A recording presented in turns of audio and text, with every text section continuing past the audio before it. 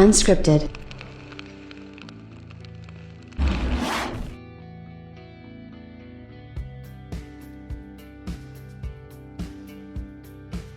You know, I think in a lot of ways, I'm a lot like a lot of you guys as well when it comes to gaming and, social media. I have a good time with it. I think that social media can be a fun thing to do. And, I think that social media can bring out some good things with, when it comes to gamers and the way that we act and things like that. I think that that's something that's realistically a really good sign that gamers are can be mature.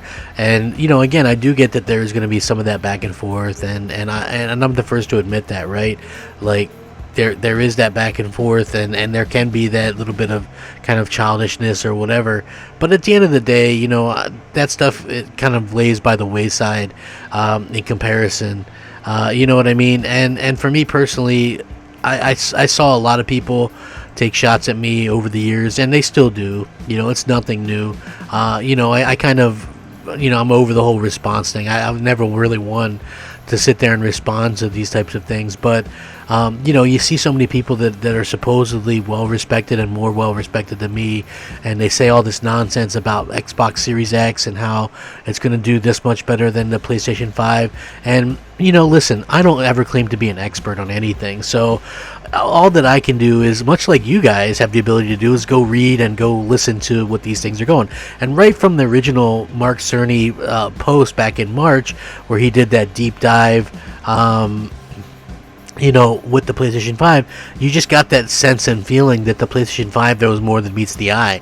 And then you kept seeing like all these developers and stuff talk about how the PlayStation 5, in a year from its launch, would definitely be, something worthwhile.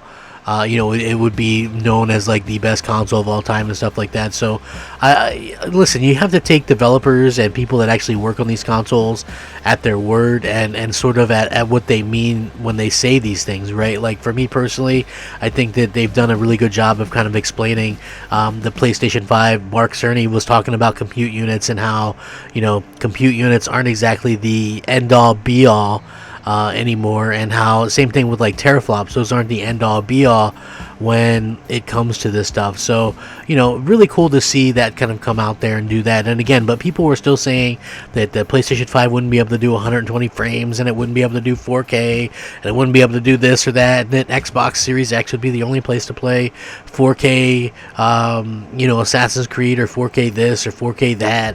And none of that stuff ended up being true. I mean, obviously, that stuff really kind of makes a lot of sense that they're going to sort of push the narrative or whatever. For me personally, I'd rather just kind of keep it real. Like, I knew that there would be a small difference, and it wouldn't be much of a difference whatsoever. So I think that that's really cool. I want to get into this because it really kind of showcases what I was talking about, and this is a pretty big announcement. PlayStation 5 really out punching what it's supposed to do. There's that cutoff to where it's supposed to not be able to do this or that, and it's really out there just doing some amazing things. So let's get into it. What's up, everybody? Crapgamer here with Crapgamer Reviews, back with another video. Thank you very much for checking it out. I really do appreciate it. Please like, share, subscribe. I would appreciate that as well. It helps out the channel, and it means a lot to me personally. And if you guys are looking for a way to help out a channel like mine, a little crappy channel, I would really just appreciate a like. I put a lot of hard work into these videos, and I do them sometimes even when I'm under the weather or sick or whatever, and that's sort of the case now. I'm a little bit sick, but nothing too bad. And I just wanted to say thank you and shout out to all the old subscribers, new subscribers, and everybody in between. You are definitely appreciated around these parts, and I thank you guys so much for everything you guys have done for me. So thank you very, very much. And with that being said, I want to get into this. So we were hearing for a long time that the PlayStation 5 wouldn't be able to do 120 frames. That obviously has been disproven time and time again. While it is true that for older games to get an update to do 120 frames, it's a little bit more work than a lot of people would have liked, and it's obviously easier to do that on the Xbox Series X. It doesn't mean that it's not possible on the PlayStation 5. So a good instance of this, of an older game actually getting an update, would be like Destiny 2, which just got a pretty significant update on the PlayStation 5 as well as the Xbox Series X, but it does 120 frames per second at 1440p. So while we already know that Destiny 2 on PS5 has a 120 frames per second mode, it turns out that the game sticks to the frame rate very closely. That's according to VG Tech, who have produced a video showing Destiny 2 running on PlayStation 5 with 120 frames per second mode enabled.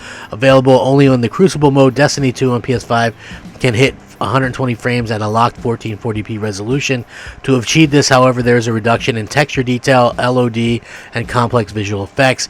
Elsewhere, Destiny 2 on PS5 runs at 60 frames and a dynamic 4K in campaign mode and improved texture details, FOV, and more. Now, Destiny 2's 120 frames mode is only available to players using HDMI 2.1 compatible display, which is really good. I'm going to link this so you guys can check it out. It is a pretty significant thing because, again, this is just one of those instances where it supposedly wasn't going to be able to sort of take this and be able to do this, right?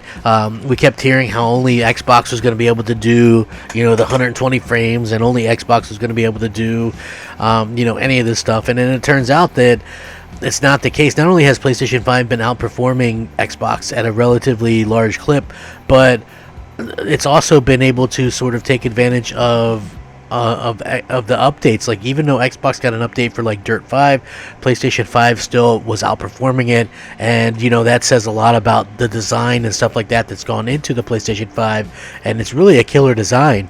I don't think Sony could have asked for a better job from Mark Cerny when designing this console, because this thing really punches above its weight. It does a fantastic job of doing everything that Sony needs it to be done. It's like it's doing 4K, it's doing 1440p, it's doing 120 frames, it's doing 60 frames.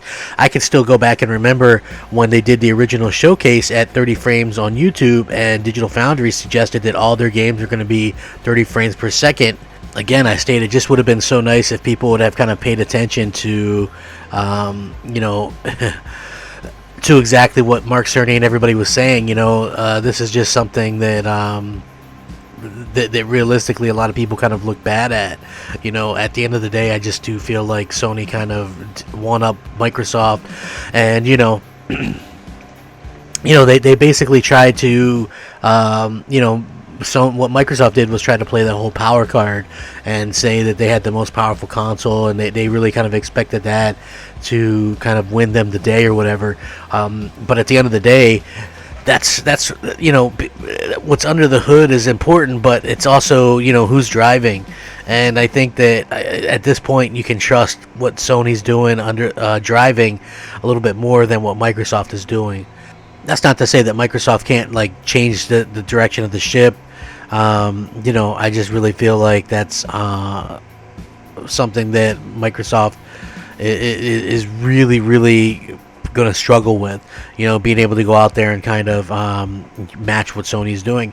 And the reason why is just because Sony's been doing such a fantastic job of sort of going out there and kind of killing it in every kind of meaningful way. Like, you can even look at, for instance, we got an idea of what's coming with PlayStation Plus in January. If you're a PlayStation owner, right, you're getting Maneater on the PlayStation 5, that version.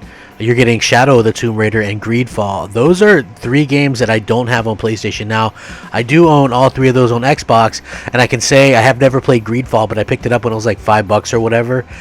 And I've heard different things about it, but Shadow of the Tomb Raider is great. Maneater is really cool, and that has a free PS5 upgrade, so that's a really cool, huge win for them, especially when you look at games with gold, which is Little Nightmares. It's an Xbox One game, Dead Rising, which is I guess the remaster of the original game on Xbox One, and then something I can't really see what that is, an original Xbox game called Breakdown, and then there was an Xbox 360 game that I can't really see. But yeah, it's like a piss poor lineup from Microsoft. It's like every chance they get to do something, honestly, they kind of flub it, and that's really unfortunate, and I really do hope that they kind of get things, you know, going a little bit better.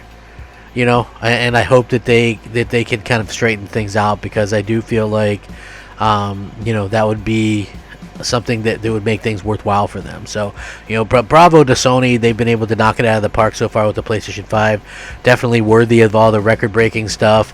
And, you know, I do feel like, obviously, it's stuff that, you know, gamers, they have the stuff that gamers actually want. And that goes a long way. You can't just sit there and go, oh, well, you know, I really prefer PlayStation because they don't listen. Because, I mean, at the end of the day, they are listening the most. And there's no doubt about that. Clearly, they're paying attention to what fans want. And, you know, bravo to them. And, you know, that would be pretty excellent, to say the least. So, with that being said, I will link this in the description. You guys can check it out. What do you think about the PlayStation 5 punching above its weight and kind of kicking the Xbox Series X's butt? I would love to hear your thoughts and opinions. Stay safe, happy, and healthy. Rack 'em up. Game on, my friends. Game on. Crapgamer, out. Unscripted.